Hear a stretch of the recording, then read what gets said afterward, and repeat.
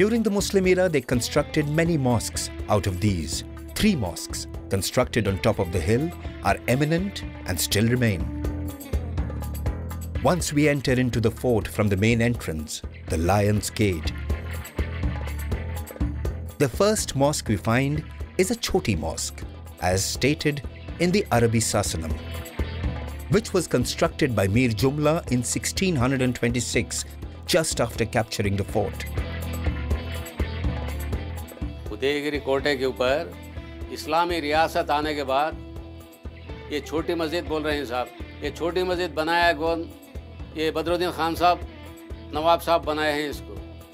ये बनाने के टाइम है ना, ये वो अरबी में एक पत्थर लिखा हुआ था यहाँ, इमाम आर्ची के पास है ना, ऊपर रखे थे। वो पत्थर है सोना है बोल के वो पत्थर फोड़ के निकाल के सड़ दिया।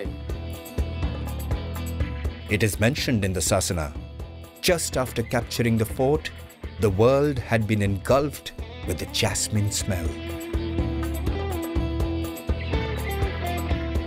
The other mosque, the Ghosha Mosque, was intended for women. ये घोषा मस्जिद बोल रहे हैं साहब, ये घोषा मस्जिद भी बनाए हैं जो बदरुद्दीन खान साहब बनाए हैं। ये किले पे है सो पूरे औरतें हैं सो कि आके घोषा मस्जिद में सिजदा अदा करते थे। The third mosque was the Badi Mosque. The mosque was constructed on the peak of the hill at 1025 meters above sea level by Golconda Sultan Mir Jumla in 1627.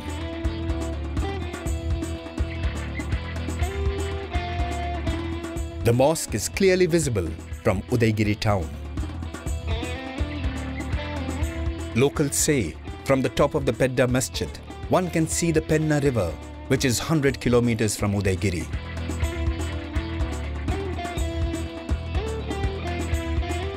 The view, the weather, and the scenery from the hill at these elevations is breathtaking.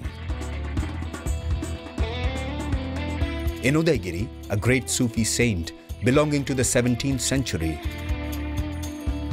Rahmatullah Nayab Rasool, got absorbed in the higher self here. He died in the year 1780 in Udaygiri fort. His dead body was shifted and buried in A.S. Petta, near Atmakuru, and a magnificent dargah constructed there.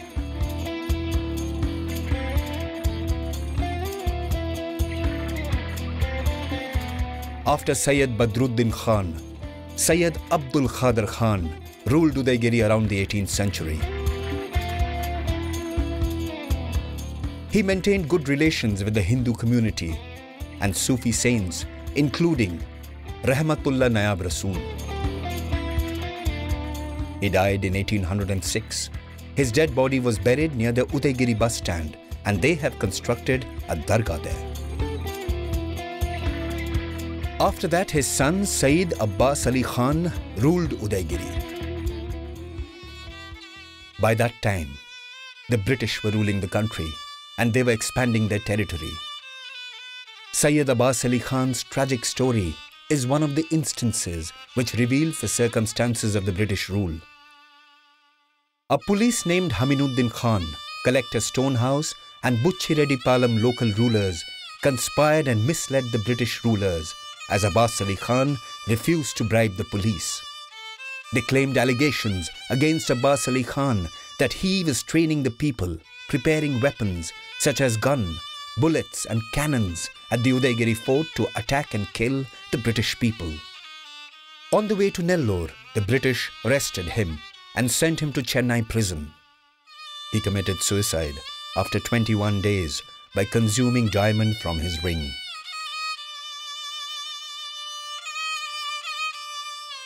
His dead body was brought to Udaygiri and buried nearby his father's body.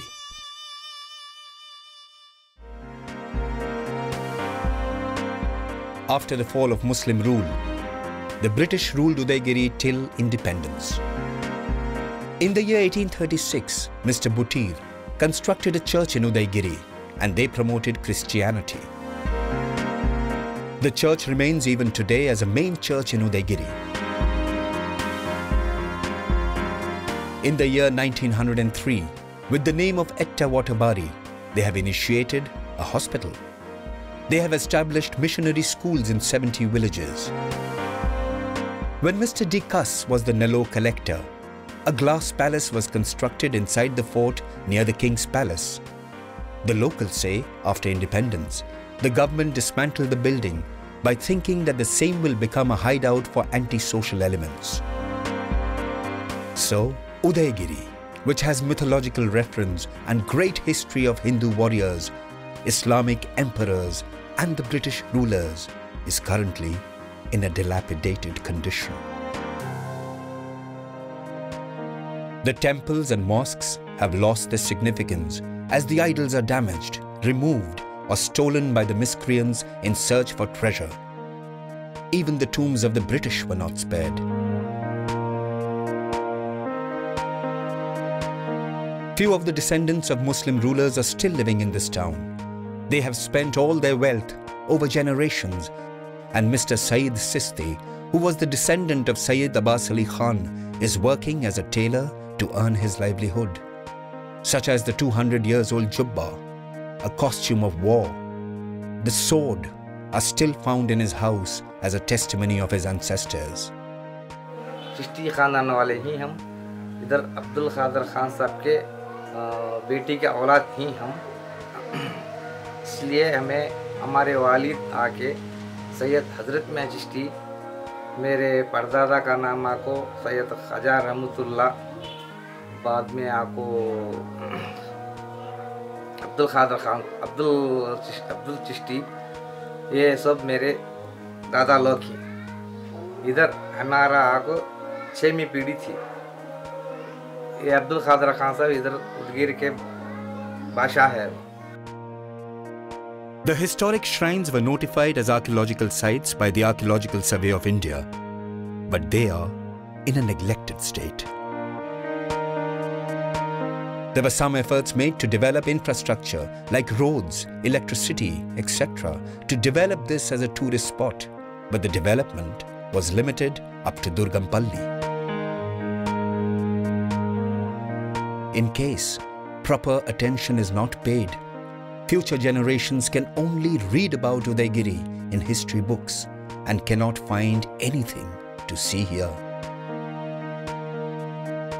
Our culture is our pride. The monuments which reflects our culture should be taken care of. Every citizen of Andhra Pradesh should know about Udaigiri Fort and the history of Krishna Deva Raya. This place can be developed on par with Golconda Fort of Hyderabad. It can be developed as the Ooty of Andhra Pradesh.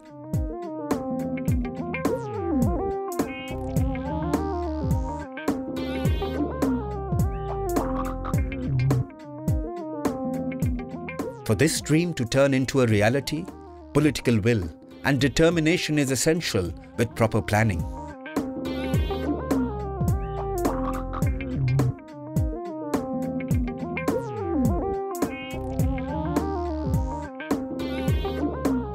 This can be converted into a place of tourist attraction with a sound and light show at Ranganatha Temple, boating at Udaigiri Tank, connectivity to the top through a ropeway besides the road. Paragliding can be a good option from the elevated locations such as the Bada Mosque.